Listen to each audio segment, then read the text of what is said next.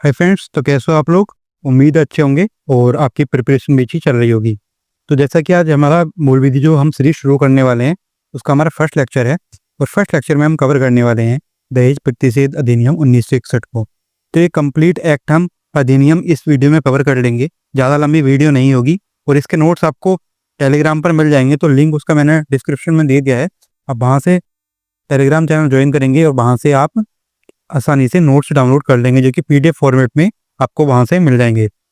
तो सबसे पहले आज हम दहेज प्रतिषेध अधिनियम 1961 देखने वाले हैं, जो कि इसका हम कंप्लीट चीज़ें पढ़ने वाले हैं और क्विज भी हमने अपने टेलीग्राम चैनल पर प्रोवाइड कराई है, तो वहाँ से आप क्विज भी इसकी अटैम्प्ट कर सकते हैं, जो कि आपके लिए इम्पोर्टेंट रहने वाली है आपके एग्जाम के परस्पेक्टिव से। तो अब हम देखते हैं इसके जानकारी इस एक्ट के लिए। तो सबसे पहले कोई राज्य अगर दहेज के लिए कोई कानून लेकर आया तो वो बिहार राज्य था। पहली बार को बिहार राज्य अपने राज्य के लिए दहेज के लिए कानून लेकर आता है 1950 में। उसके बाद दूसरा राज्य होता है आंध्र प्रदेश, जो राज्य के लिए अपने दहेज के प्रति कानून बनाता है, जो कि 1958 में होता है। उसके बाद दहेज प्रतिषेध अधिनियम 1961 की बात होती है, जो पारित हो जाता है 20 मई 1961 के लिए, जो कि भारत यानी देश के पर्सपेक्टिव से आता है। पहले ही राज्य के पर्सपेक्टिव से चल रहे थे, सिर्फ राज्य में ही अपने लागू थे, अभी देश के लिए आता है 20 मई 1961 को पारित हो जाता है।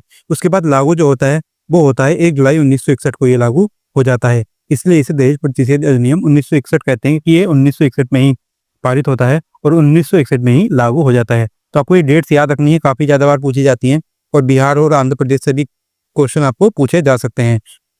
ये चीज़ आपको इससे याद रखनी है। नेक्स्ट बात करते हैं। सबसे पहले हम बात कर लेते हैं इसमें कितने धाराएं हैं। टोटल 10 धाराएं इसमें आपको दी गई हैं आपके लिए, और अध्याय कोई भी अध्याय यहाँ पर इस एक्ट के अंदर नहीं है।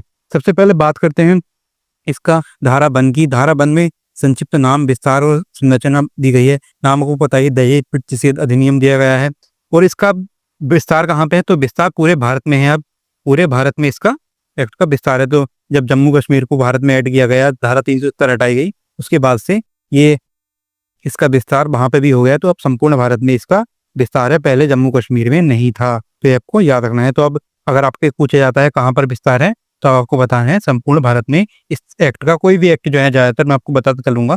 धाराबंद में हम विस्तार और नाम की बात करेंगे, तो वहाँ पर इसका विस्तार संपूर्ण भारत में है। अब बात करते हैं धारा 2 की। धारा 2 में क्या दिया गया है, दहेज की परिभाषा के बारे में बात की गई है। क्या है दहेज? दहेज है कोई भी संपत्ति या मूल्यवान प्रतिभूति। कोई विवाह का कोई भी पक्ष, एक पक्ष दूसरे पक्ष को देता है, चाहे वर पक्ष दे चाहे वधु पक्ष दे, तो वो दहेज होने वाला है। और कब दिया जाएगा? विवाह के समय दिया जाए, चाहे विवाह के पहले दिया जाए, चाहे विवाह के बाद दिया जाए। ये होने वाले हैं दहेज की परिभाषा। और एक बात आपको ध्यान रखनी है, कोई भी अगर गिफ्ट के तौर पर कोई चीज़ देता है तो वो दहेज नहीं होगा। दहेज के लिए मांग का होना जरूरी है। अगर कोई चीज़ मांगी जाती है तो वो दहेज के अंतर्गत आती है। बिना मांगे कोई गिफ्ट के तौर पर दे रहा है तो वो दहेज नहीं होगा। बात करते हैं अगली धारा। लेकिन इसमें एक चीज़ आपको याद रखनी है, मेहर। मेहर को दहेज के अंदर नहीं रखा गया है। मेहर दहेज नहीं है। मेहर 2 तरह का होता है, मुअज्जल और मुबज्जल। मेहर होता है जो वर पक्ष वधु को देता है, वर या वर पक्ष के द्वारा, वर के पिता द्वारा वधु को दिया जाता है, उसे मेहर बोलते हैं। तो ये दहेज के अंतर्गत नहीं आता। एक होता है मुअज्जल, ये आप सही कर लेंगे, और एक होता है मुबज्जल। मुअज्जल क्या होता है? तत्काल, यानी कि विवाह के समय या उसके तुरंत बाद दिया जाता है, ये होता है मुअज्जल। और मुबज्जल क्या होता है? मुबज्जल होता है पत्नी की मांग पर या तलाक या मृत्यु के समय। पत्नी की मांग हो या पति की मृत्यु हो जाए या तलाक हो जाए तो उस समय में दिया जाता है, उसे कहते हैं मुवज्जल। तो ये आपको याद रखना है, दहेज के अंतर्गत नहीं आता। मेहर ही आपको इंपॉर्टेंट रहने वाला है। नेक्स्ट बात करते हैं दहेज लेने या देने के लिए दंड। तो दहेज लेना और देना दोनों ही अपराध है। उसके लिए दंड की बात करें तो कारावास, आपको जेल हो सकती है 5 वर्ष की, और आपको जुर्माना कम से कम 15,000 रुपये या दहेज की राशि का मूल्य जो भी अधिक होगा वो आपको देना होगा। तो ये है इसके दहेज के लेने या देने के लिए दोनों के लिए दंड की यहाँ पर बात की गई है धारा 3 में। नेक्स्ट धारा बात करते हैं धारा 4। दहेज मांगने के लिए भी दंड की बात की गई है। कोई व्यक्ति अगर दहेज मांगता है तो यहाँ पर कारावास 6 महीने से 2 वर्ष तक की आपको जेल हो सकती है और 10,000 रुपये तक का आपको जुर्माना भी देना पड़ सकता है। तो यहाँ पर आपको ये याद रखना है कि दहेज मांगने के लिए भी दंड की व्यवस्था इसके अंतर्गत धारा 4 के अंतर्गत की गई है। अगली बात करते हैं विज्ञापन और समझौते पर प्रतिबंध। धारा 4A के अंदर विज्ञापन पर रोक, यानी कि कोई भी अगर विज्ञापन करता है कि हमारी लड़की की शादी कीजिए, आपको ये मिल जाएगा, वो मतलब इस तरह से कोई विज्ञापन करता है कि एक कार दे सकते हैं, प्लॉट, मकान, कोई भी अगर विज्ञापन की बात करता है किसी भी तरीके से, चाहे टीवी के माध्यम से, चाहे न्यूज़पेपर के माध्यम से, किसी तरीके से तो उस पर आपको 6 महीने से 5 साल तक की जेल हो सकती है और 15,000 रुपये तक का जुर्माना भरना पड़ सकता है। अब करते हैं धारा 5 की बात। तो यहाँ पर समझौते को शून्य बताया गया है, यानी कि अगर कोई भी दोनों पक्ष समझौता कर लेते हैं कि कोई भी किसी को परेशानी नहीं है, समझौते के अंतर्गत सभी चीज़ें दी गई हैं, तो उसका कोई भी दहेज के अंतर्गत नहीं आएगा, वो शून्य होगा, वो दहेज को मान्य नहीं होगा, वो एक गिफ्ट के तौर पर रहेगा। यानी कि दोनों समझौते के तौर पर अगर आदान प्रदान करते हैं तो वहाँ पर धारा 5 के अंतर्गत इसका जिक्र किया गया है। नेक्स्ट बात करते हैं धारा 6 की। धारा 6 में क्या दिया गया है? दहेज पत्नी के लाभ के लिए। तो दहेज ससुराल पक्ष या किसी अन्य ने लिया है तो केवल ट्रस्टी है, संपत्ति का असली जो हक होगा वो पत्नी का होगा, ये आपको याद रखना है। दहेज प्राप्त करता अगर कोई अन्य व्यक्ति है तो उसे निश्चित समय के अंदर वास्तविक पत्नी यानी कि वास्तविक स्वामी यानी कि पत्नी को वो चीजें देनी पड़ेंगी, हस्तांतरण करनी पड़ेगी और निश्चित समय सीमा के अंदर। और ये निश्चित समय सीमा कितनी है? 3 महीने यानी कि 90 दिन जो है ये निश्चित समय सीमा यहाँ पर इस एक्ट के अंतर्गत धारा 6 में बात करी गई है। तो हस्तांतरण करना पड़ेगा। दहेज प्राप्त करता, कोई भी दहेज प्राप्त करता अगर है तो उसे, अब जो कि वास्तविक स्वामी होती है पत्नी, उसे ये 3 महीने यानी कि 90 दिन के अंदर वापिस करना हो, मतलब वापिस नहीं, मतलब उसे देना होगा वो जो भी चीजें ससुराल पक्ष या किसी अन्य से की तरफ से मिली हैं। नेक्स्ट बात करते हैं धारा 7 की। धारा 7 में है अपराधों का संज्ञान। अपराध किस तरह से होंगे, कौन संज्ञान करेगा? तो निचली अदालतें नहीं कर सकती, ये आपको याद रखना है। महानगर में महानगर मजिस्ट्रेट, अगर महानगर में होता है तो महानगर मजिस्ट्रेट करेगा, महानगर में महानगर मजिस्ट्रेट और प्रथम श्रेणी न्यायिक मजिस्ट्रेट करेंगे, बाकी सभी अन्य में। ये आपको याद रखना है, महानगर में महानगर मजिस्ट्रेट और अन्य में प्रथम श्रेणी मजिस्ट्रेट जो है अपराधों का संज्ञान करेंगे। धारा 7 में इसका बात स्पष्ट रूप से बताया गया है। नेक्स्ट बात करते हैं धारा 8, अपराधों की प्रकृति और सबूत का भार। धारा 8 में पहले बात करते हैं अपराधों की प्रकृति यानी कि नेचर कैसा होगा, संज्ञेय यानी कि कॉग्निजेबल होगा। पुलिस बिना वारंट के जो है गिरफ्तार कर सकती है, इसका मतलब होता है संज्ञेय कॉग्निजेबल का कि कोई भी बिना वारंट के पुलिस गिरफ्तार कर सकती है। गैर जमानती होगा, नॉन वेरिएबल यानी कि जमानत नहीं होगी। शमनीय नॉन कंपाउंडेबल यानी कि समझौता भी नहीं कर सकते दोनों पक्ष, ये समझौता भी सिर्फ अदालत के द्वारा ही किया जा सकता है। दोनों पक्ष जो है समझौता आपस में नहीं कर सकते। और गैर जमानती का मतलब होता है कि मतलब जमानत नहीं हो सकती, जो जमानत भी है वो अदालत से ही होगी। तो ये आपको यहाँ से याद रखना है। धारा 8 में सबूत का भार की बात करी गई है। जो सबूत का भार है वो अभियुक्त पर होगा, यानी कि जिस पर आरोप लगाए गए हैं उसे ही साबित करना होगा कि वह निर्दोष है। तो निर्दोष साबित करने की जिम्मेदारी अभियुक्त पर है। यहाँ पर याद रखना है कि यहाँ पर उल्टा है, यानी कि अभियुक्त को साबित करना होगा कि मैं निर्दोष हूँ अगर उस पर कोई आरोप लगाए गए हैं दहेज के प्रति। तो नेक्स्ट धारा की बात करते हैं, धारा 8B। धारा 8B में आपको देख सकते हैं दहेज प्रतिशत अधिकारी की बात की गई है।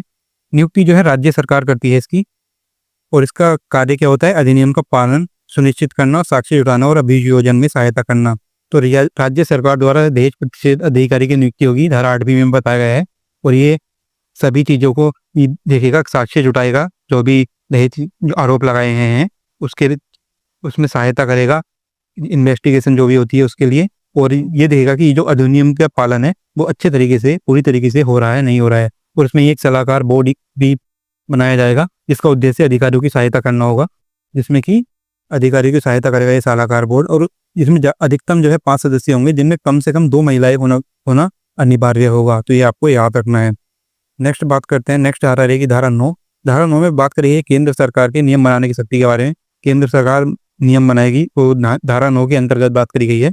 और नियम बनाने के यथाशीघ्र उसे संसद में पेश करना होगा, जो कि 30 दिन तक संसद में रहेगा। तो ये आपको याद रखना है। ऐसे ही धारा 10 में राज्य सरकार के नियम बनाने की शक्ति की बात की गई है।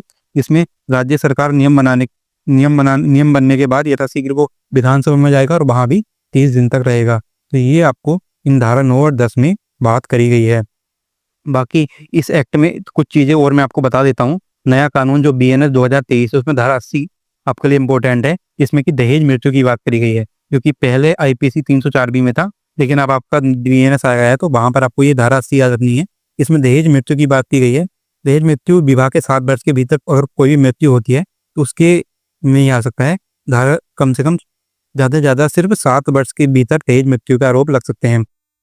क्या है? असामान्य परिस्थिति यानी कि जलना, चोट किसी इस तरह से हो, और उसमें ये हो कि मृत्यु से पहले दहेज के लिए प्रताड़ना साबित हो। ये साबित हो कि जो मृत्यु हुई है अगर किसी की, तो उसे पहले मृत्यु से पहले दहेज के लिए प्रताड़ित कर रहा हो, ये साबित हो तो दहेज मृत्यु के आरोप यहाँ पर लगाए जा सकते हैं। इसका दंड क्या है, तो 7 वर्ष से लेकर आजीवन कारावास तक यहाँ पर हो सकता है। अगर दहेज मृत्यु के आरोप सही साबित हो जाते हैं तो 7 वर्ष से आजीवन कारावास तक के यहाँ पर दंड का प्रावधान दिया गया है। बाकी एक आपको प्रमुख निर्णय याद रखना है इसके लिए, हरवंश सिंह बनाम गुरुशरण कौर, ये 1989 का मामला है।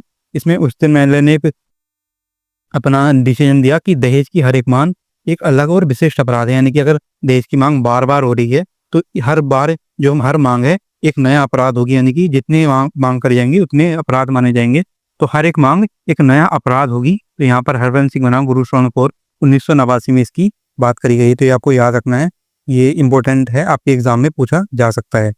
तो बाकी इस एक्ट में इतना ही था। बाकी आप सभी को इसके नोट्स टेलीग्राम पर मिल जाएंगे, वहाँ से आपको क्विज भी एक मिल जाएगी 50 MCQ की, वो आप क्विज अटैम्प्ट करेंगे। तो क्विज आपको अच्छे से अटैम्प्ट करनी है, नोट्स को रिवीजन करके, वीडियो को अच्छे से देख के, और इससे आपकी तैयारी अच्छी हो जाएगी। बाकी मूल विधि के लिए कंप्लीट ये सीरीज करने वाले हैं, तो आपको कोई भी टेंशन नहीं लेनी है, मूल विधि कंप्लीट हो जाएगी, अच्छे से प्रैक्टिस करिए। बाकी इस वीडियो में इतना ही था, मिलते हैं नेक्स्ट वीडियो में।